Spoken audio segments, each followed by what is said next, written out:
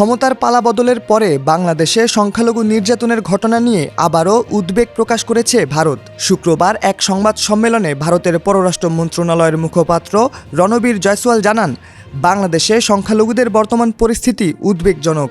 আমরা আশা করি সে দেশের সরকার সংখ্যালঘু সম্প্রদায়ের নিরাপত্তা নিশ্চিত করবে। বাংলাদেশে হিন্দু, খ্রিস্টান, বৌদ্ধসহ বিভিন্ন ধর্মীয় সংখ্যালঘুদের ওপর হামলার অভিযোগ ও চিন্ময় কৃষ্ণ দাসকে গ্রেপ্তারের বিষয়ে জয়সওয়াল বলেন, আমরা আশা করব চিন্ময় কৃষ্ণের বিরুদ্ধে অভিযোগের বিচার স্বচ্ছ ও নিরপেক্ষ হবে এবং তার আইনি অধিকার রক্ষা হবে।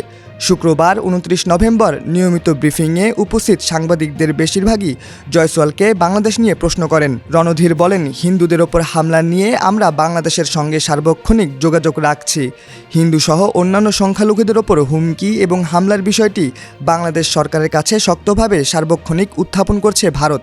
এ ব্যাপারে আমাদের অবস্থান একেবারে পরিষ্কার। সব সংখ্যালঘু নিরাপত্তা নিশ্চিতের যে দায়িত্ব বাংলাদেশ সরকারের রয়েছে সেটি তারা পালন করবে। চিন্ময় দাসের বিষয়ে তিনি বলেন, আমরা চিন্ময় দাসের গ্রেপ্তার নিয়ে একটি বিবৃতি দিয়েছি। আমরা দেখেছি আইনি প্রক্রিয়া চলমান রয়েছে।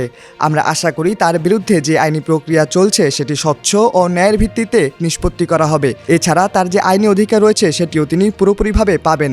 অপর এক প্রশ্নের জবাবে ভারতের পররাষ্ট্র মন্ত্রণালয়ের মুখপাত্র বলেন, ইসকন বৈশ্বিকভাবে প্রখ্যাত সংগঠন হিসেবে স্বীকৃত। তাদের সামাজিক ক্ষেত্রে অবদান রাখার ভালো রেকর্ড রয়েছে। এ সময় বাংলাদেশ সরকারকে হিন্দু সহ সব সংখ্যালঘুদের নিরাপত্তা নিশ্চিত করতে আহ্বান জানান এই মুখপাত্র।